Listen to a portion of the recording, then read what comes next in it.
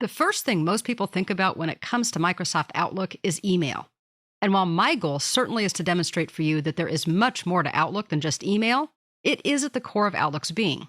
In fact, we're not even really allowed to use Outlook unless we configure at least one email account.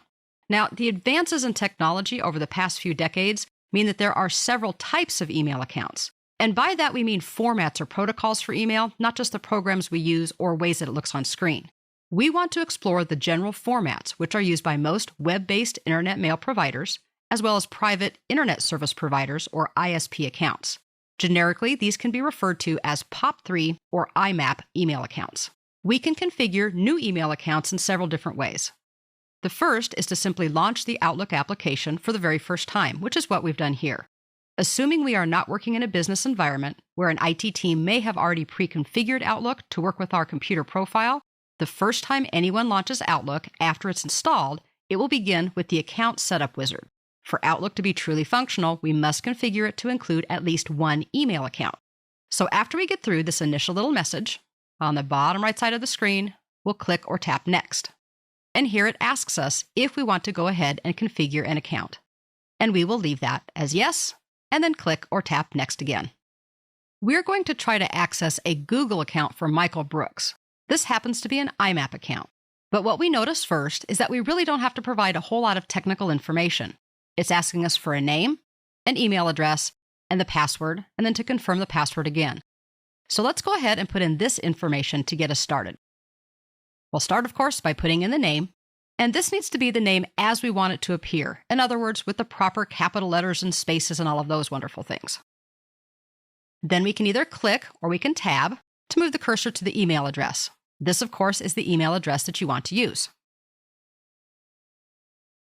One more press of the tab key, or a click with our mouse, or a tap with our finger, and we can enter the password for the account. This, of course, is required and must be accurate.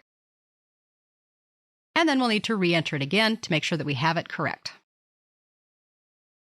Now, as we hear so often in life, we can do things the easy way, or we can do things the hard way. And I much prefer doing things the easy way, if at all possible, especially when it comes to technical types of things.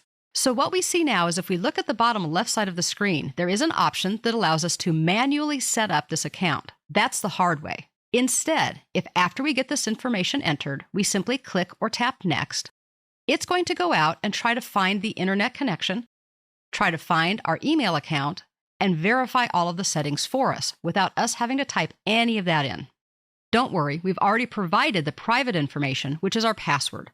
The wizard will simply collect the technical information, such as the incoming and outgoing server names, which honestly is something that we either don't know or don't want to have to memorize anyway.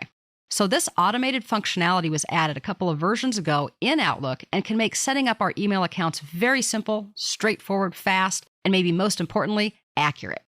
So especially when we're working with POP and IMAP accounts, this is a fabulous option. Now, if we were watching the screen as I was speaking, we can see that it established a network connection, it looked for the email address, it tried to log into the server and to test the email account with the setting. All of those things happened correctly, so they got little check marks, and now it says our IMAP email account has been successfully configured. See, I promised you this would be easy, and I think it was.